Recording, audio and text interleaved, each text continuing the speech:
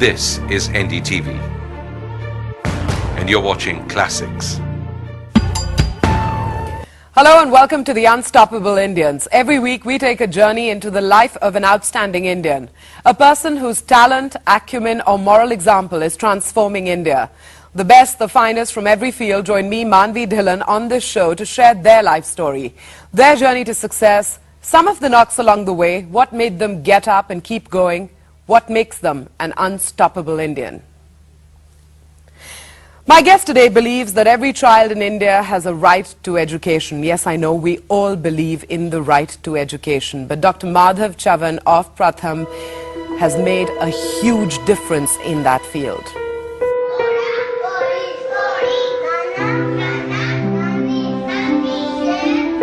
Every child has the right to an education.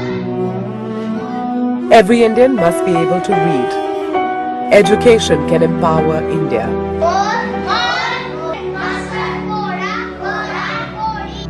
Dr. Madhav Chavan founded Pratham in 1994 on these very beliefs. It began with one slum in Mumbai, and today Pratham works across India, teaching poor children how to read and write. In the Pratham model, the teachers and volunteers are picked from within the community. Literate local volunteers teach the children in their own slum or village. Today, Pratham is present in 19 states, in 350,000 villages, touching the lives of 21 million children. But this is just the start, because the harsh reality is this: 95% of children in India are enrolled in school, but only 50% of them learn what they are expected to learn. Pratham's challenge is to improve the quality of learning, and by definition, that is a tough task. Dr. Chavan, it's a pleasure to have you on the Unstoppable Indians. Thank you for making the time. My pleasure. What is the status of our education system? What are the hard facts that we must face every year? As my friend Ram Guha says, it's all 50-50. So, on the one hand, large numbers of children have enrolled in school, over 95%. 68% to 70%, 75% are regularly in school or can be found in school. And about 50% learn what they're expected to learn. So you take your pick. I think the problem before the country is quality of education, not quantity, although that also exists. I want to ask you if there's been something to cheer about over the last few years, and this because Pratham undertakes ASAR, the annual status of education report. Is there cheer in each report? On the front of enrollment, there has been cheer continuously. The figures of children not in school have dropped continuously over the last 4 or 5 years. But on the learning side, there are some sporadic changes that you see. In some states you see a major change.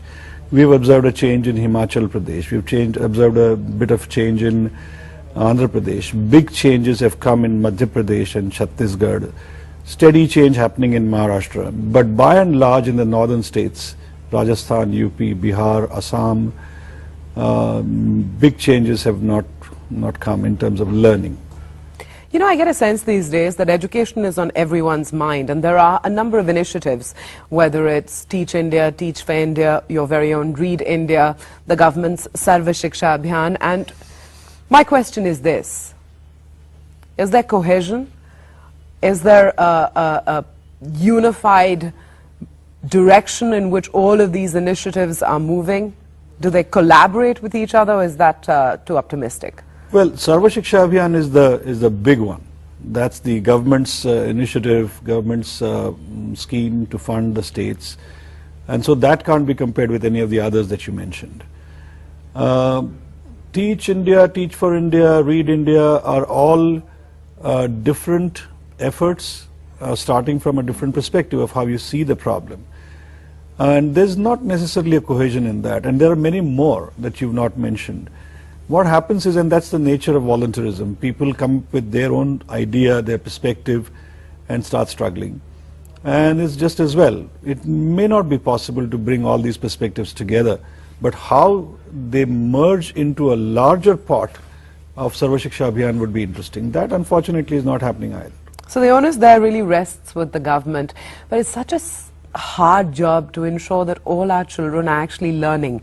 And I use that phrase, not all our children going to school, but all our children are actually learning. And that was what guided you to actually set up Pratham in 1994. I want to go back in time and ask you a simple question. How and why did Pratham start out? Pratham was originally a UNICEF idea. It was not called Pratham then, it was called the Bombay Education Initiative. And the people at UNICEF at that time felt that there was a need for a societal mission they started in Mumbai. The idea was to bring corporates, government and people or NGOs together to own the larger responsibility of ensuring all our children go to school and learn. It started from there, but soon it turned out that all these four sectors could sit together but not come to a conclusion. So at that point, they asked me, since you think this can work, why don't you take it up and run with the ball? So that's what I started doing in 94. And what did you do first? Well, first thing was we had to prove that a non-governmental effort could work on scale, because the style was to work in small and beautiful fashion. And people didn't believe that non-governmental organizations could work on massive scale. So we had to prove that. We did that with the Balwadi program, preschool centers. Mumbai lacked preschool centers. There was already an existing model in the municipal corporation which had to be tweaked to take to a larger scale. And that worked. In the slums of Mumbai, young women who were kind of slightly educated, 10th grade passed, 8th standard passed, who were sitting at home doing nothing. The Bal Sakhis. Well, yes, later on. But these are the volunteers who came forward for a very marginal kind of payment compensation, not livelihood at all. But they were trained to a small extent and they enjoyed doing what they wanted to. And we were not talking about large, major qualitative changes, but engaging children, playing with them. And that led to a confidence that we could work on a very massive scale. In the city of Mumbai, we learned the ropes of how to get the volunteers to come in. Why do volunteers come? And I think that's where it all began. You've set my mind off in different directions, and let me address each one of them. The children, they were ready, they were excited about this new sort of school environment that was being attempted? Their families? Well, children are always excited. When you play with them, do activities, engage them, and not talk down at them, children always like that. This was not a majorly new environment. It was actually within their environment, one person being friendly and playing with them and trying to help along in the learning process. You know, I ask because there's will when it comes to education, there's will, and then there's the whole money aspect, okay? So you're telling me that the will was there in the children and in their families. Now what about the infrastructure? Where did these schools come up? I know that you just made do with what was already there. Give us an example. No, in the case of Balwadis, for example, the first problem in the slums of Mumbai was that there is no space. So where would you run these Balwadis? And I'm glad you put it that way, because I believe in Lao Tzu's teaching, which says go to the people, love them, learn from them, start with what they know, build on what they have. And when it is done, they will do it, they will say we did it ourselves.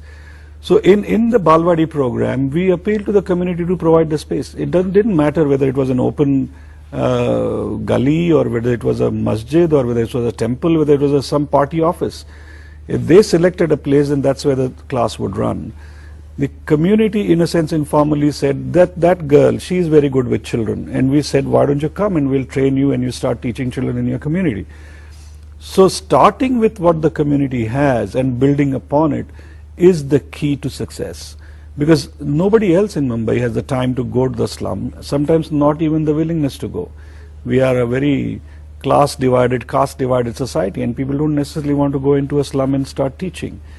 And building the resources there itself is an extremely important thing. We must have trained over the last 10-15 years, we must have trained close to 30,000-40,000 young women. Imagine, and most of them were not married when they joined us, or even if they were, they had little children. So actually there's a transfer effect, whether they are good teachers or not, whether they stay with us or not, they actually start impacting their own families also, and we've seen this time and again. Quality is what it all boils down to, and as Pratham has spread its reach, and you have admitted that in some cases it's light contact and in others it's much more intense. And yet, scale is also key. Absolutely. So, do you, when you look back sometimes or at the end of a day, do you worry about that whole quality, scale, balance, and which way it's tipping right now? No, I think this quantity is important to bring about that qualitative change. You see, if you work on small scales and then hope that somebody is going to scale it up, then there are two problems. One is when you work on a small scale, you do everything you put in lots of resources. It becomes intense in terms of resources. But those resources are not available on scale. So the only choice is to work on scale, deal with the resources you have or the paucity of resources you have, and bring about change. So if then you succeed, then you've catalyzed the process. I am a chemist by training, so I understand catalysis a little better than most social sector people, so I look at it completely differently. And that's what you're betting on. Pratham's campaign, Read India, it aims at basic reading, writing, arithmetic for 60 million children, 600 districts by 2009, and we are in 2009. So, honestly, with Read India, where would you assess yourself? I think we are midway. What we've had is we've had a phenomenal success in partnership, and largely due to the efforts made by the Chhattisgarh government.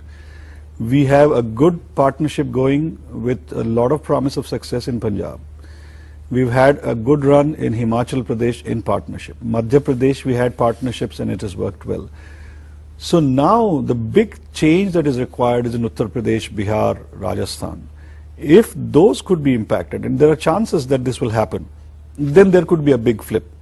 We are waiting for that big one. If you can change the learning levels in UP by 10 percentage points, that's going to be a big one. So I'd say that when we said 60 million children, but that's only a calculation that 40% of 30% of India's children are not even getting they're getting even the basics, which means that in every classroom you have to impact 30% children. That's what 60 million is. And that's not something that we alone would do. We never felt that, we never said that. We would try, and there's nothing like trying. To catalyze. To catalyze, to move towards it, because you can't set your sights anything lower than that. I get a sense that the government has in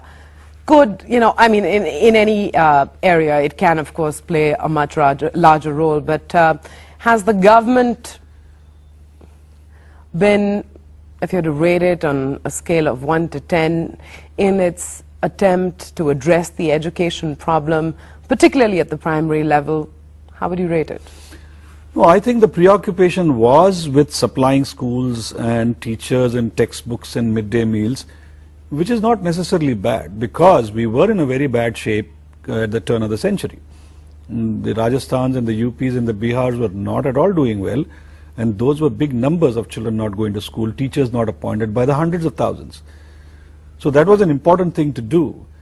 Where in the quality sphere, I think there are two problems. One is that the government is, as a machinery, is run by bureaucrats. It's centralized and bureaucratic, and it knows how to deal with numbers and how to deal with things that are not necessarily human sensitive, which is where the quality comes in. And so they don't know how to plan for quality. Even corporates these days have to actually go into a major exercise to plan for quality, and the government never did plan for quality. Second, among people who want quality, there are contradictions of views is exactly what is quality. There is one group which is the National Council for Educational Research and Training, which is the government authority. And what they have said is absolutely good. But it is so good that you don't know how to translate that perfect vision into the last school, where the teacher is not so trained, not so educated, and a reality exists. Whereas people like ourselves say that yes, that is perfect, that is best, but don't let the best be an enemy of the good. So let's start in steps, in small processes. And if this builds up, then we can build up to a larger vision over a period of time. So I think we've been sort of struggling, and what you see is efforts that are chaotic at times, but I think over the next couple of years, 3-4 years, all this will come around to a more focused. We'll feel the outcomes. I think you will.